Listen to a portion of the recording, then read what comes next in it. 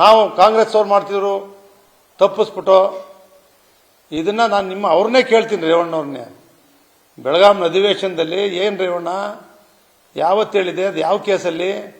Housing ಬೋರ್ಡಲ್ಲಿ ನೀವು ಇಬ್ಬರು ಸೇರ್ ಮಾಡಿದ್ರಿ, ದಳ ಕಾಂಗ್ರೆಸ್ ಇಬ್ಬರು ಬಿಜೆಪಿಗೆ ಹೋದ್ನಲ್ಲ ಅಂತ. ಆದರೆ ಯಾವತ್ತೂ ಕೂಡ ನಾನು ಆ ರೀತಿಯ ಅಪರಾಧನೂ ಮಾಡಿಲ್ಲ. ನನ್ನ ಮೇಲೆ, ನನ್ನ ಮಗ ಹರೀಶ್ ಗೌಡನ ಮೇಲೆ ಯಾವುದೇ ಕೇಸ್ಗಳು ಕೂಡ ಇಲ್ಲ. ಬಂಧಿಸ್ತಕ್ಕಂಥ ವಿಷಯನೇ ಬಂದಿಲ್ಲ, ಆ ಸಂದರ್ಭನೂ ಬಂದಿಲ್ಲ. ಇದನ್ನು ಸತ್ಯವಾಗಿ ನಿಮಗೆ ಹೇಳ್ತಾ ಇದ್ದೀನಿ.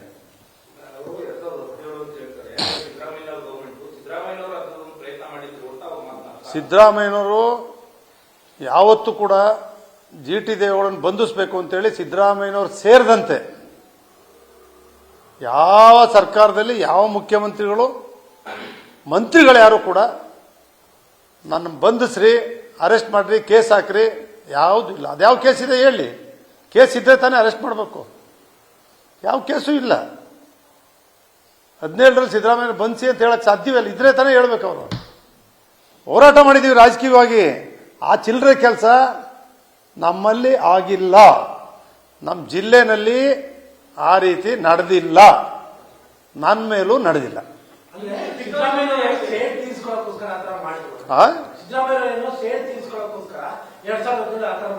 ಸಿದ್ದರಾಮಯ್ಯನವರು ಸೇಡ್ ತೀರಿಸ್ಕೊಳ್ಳಕ್ಕೆ ರಾಜಕೀಯ ಮಾಡಿದ್ದಾರೆ. ನಾನು ಸೋಲಿಸ್ತಕ್ಕಂಥ ಎಲ್ಲ ಪ್ರಯತ್ನ ಕೂಡ ಮಾಡಿದ್ದಾರೆ. ಆದರೆ ವೈಯಕ್ತಿಕವಾಗಿ ಜಿ ಟಿ ದೇವೇಗೌಡನ ಮೇಲೆ ಕೇಸ್ ಹಾಕಿ ಅರೆಸ್ಟ್ ಮಾಡಿ ಯಾವತ್ತೂ ಕೂಡ ಹೇಳೋ ಸಂದರ್ಭ ಬಂದಿಲ್ಲ, ಹೇಳಿಲ್ಲ. ನನಗೆ ಅದನ್ನೇ ಅವ್ರು ಬೆಳಗಾಂ ಅಧಿವೇಶನದಲ್ಲಿ ಬರ್ತಾರೆ. ನಾನು ರೇವಣ್ಣ ಭಾರಿ ಚೆನ್ನಾಗಿದ್ದೀವಿ, ಆತ್ಮೀಯತೆ ಇದೆ, ಒಟ್ಟಾಗಿ ಕೆಲಸ ಮಾಡಿದ್ದೀವಿ.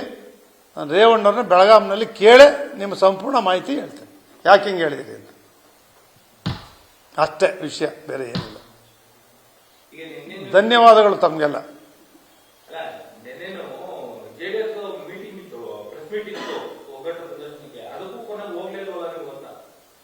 ನನಗೆ ಸುರೇಶ್ ಬಾಬು ಫೋನ್ ಮಾಡಿದ್ರು, ನಾಯಕರು, ಬೇರೆ ಯಾರು ಫೋನ್ ಮಾಡಿಲ್ಲ.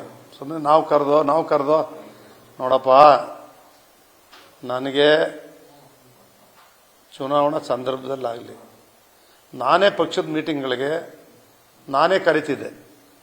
ಮಹೇಶ್ ಅವ್ರು ಕರಿತಿದ್ದೆ, ಪುಟ್ಟರಾಜ್ ಅವ್ರು ಕರಿತಿದ್ದೆ, ನಮ್ಮ ನಾಗಮಂಗಲ ಸುರೇಶ್ ಗೌಡನ್ ಕರಿತಿದ್ದೆ, ಎಲ್ಲ ಕೋರ್ ಕಮಿಟಿ ಇದ್ರು. ನಾನೇ ದೂರವಾಣಿ ಮಾಡಿ ಅವ್ರನ್ನೇ ಕರಿತಿದ್ದೆ.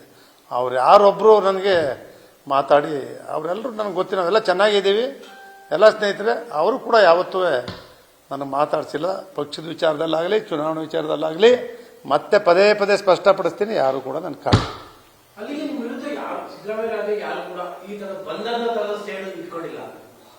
ಬಂಧನದ ಸೇಡ್ ಯಾರು ಇಟ್ಟಿಲ್ಲ ನನ್ನ ಮೇಲೆ. ಆ ರೀತಿ ನಾನು ನಡ್ಕೊಂಡಿಲ್ಲ. ಹಂಗಾಗಿ ಬಂಧನದ ಸೇಡ್ ಆಗೋ ಮಟ್ಟಕ್ಕೆ ನಾವು ಮಾಡಿಲ್ಲ, ಅವರು ಯಾವ ರೀತಿ ಪ್ರಯತ್ನ ಮಾಡಿಲ್ಲ.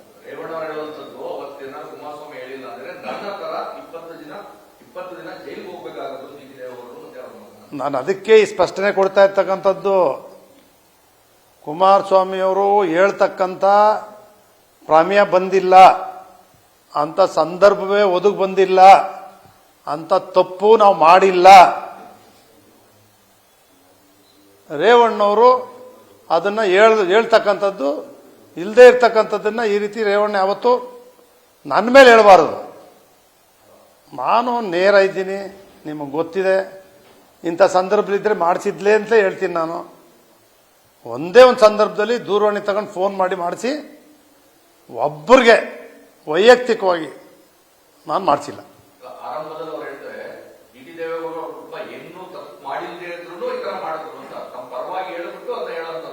ನಾನು ಅದನ್ನೇ ಹೇಳ್ತೀನಿ, ಅದನ್ನೇ ಹೇಳಿದ್ದಾರೆ ನೋಡಿ. ಇಲ್ಲೇ ಅವ್ರ ಮಗ ಅವರು 20 ದಿವಸ ಇರಬೇಕಿತ್ತು, ನಮ್ಮಂಗೆ ಜೈಲಲ್ಲಿ ಅವರು 20 ದಿವಸ ಇರಬೇಕಿತ್ತು ಅಂತ ಹೇಳ್ತಾರಲ್ಲ, ಆ ಸನ್ನಿವೇಶ ನಮ್ಮ ತಂದೆಗೆ, ನನಗೆ, ನನ್ನ ಮಗನಿಗೆ 3 ಜನಕ್ಕೂ ಬಂದಿಲ್ಲ, ಬರೋದು ಬೇಡ ಅಂತೇಳಿ ದೇವರಲ್ಲಿ ಪ್ರಾರ್ಥನೆ ಮಾಡ್ತೀನಿ.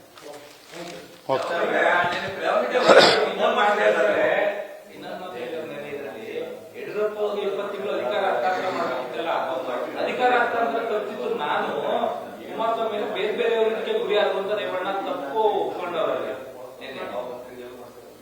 ನಿಮಗೆ ಇದು ರೇವಣ್ಣವ್ರು ಇವತ್ತು ಹೇಳವ್ರೆ, ರಾಜ್ಯ ಜನಕ್ಕೆ ಗೊತ್ತಿತ್ತದೆಲ್ಲ, ಗೊತ್ತಿಲ್ಲ ಅಂತ ತಿಳ್ಕೊಂಡವ್ರೆ. ಎಲ್ರಿಗೂ ರೇವಣ್ಣ ಇವತ್ತು ಸತ್ಯ ಒಪ್ಕೊಂಡಿದ್ದೀನಿ ಕ್ಷಮಿಸಿ ಅಂತಲೇ ಕೇಳವ್ರೆ. ಅದು ಅವರೇ ಹೇಳೋರಲ್ಲ, ಕ್ಷಮೆ ಇರಲಿ, ಪೇಪರಲ್ಲಿ ನೋಡಿದೆ ನಾನೇ ತಪ್ಪಿಸಿದ್ದು, ಅದೆಲ್ಲರಿಗೂ ಗೊತ್ತಿರೋ ವಿಚಾರ.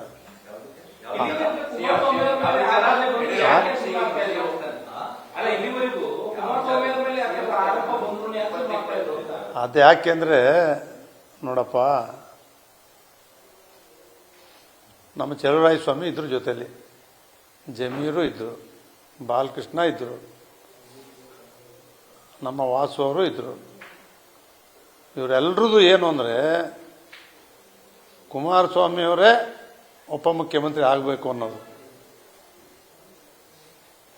ರೇವಣ್ಣವ್ರಿಗೆ ಉಪಮುಖ್ಯಮಂತ್ರಿ ಸಿಗಲಿಲ್ಲ ಅನ್ನೋ ಕಾರಣಕ್ಕೆ ರೇವಣ್ಣವರು ದೊಡ್ಡವ್ರ ಜೊತೆ ಮಾತಾಡಿ ಇದನ್ನು ತಪ್ಪಿಸೋದು ಅಷ್ಟೇ.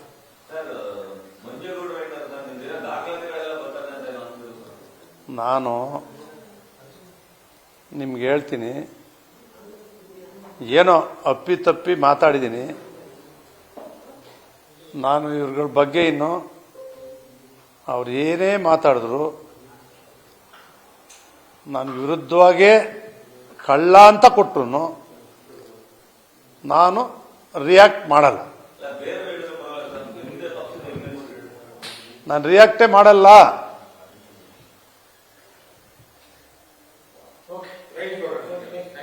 ನಮಸ್ಕಾರ.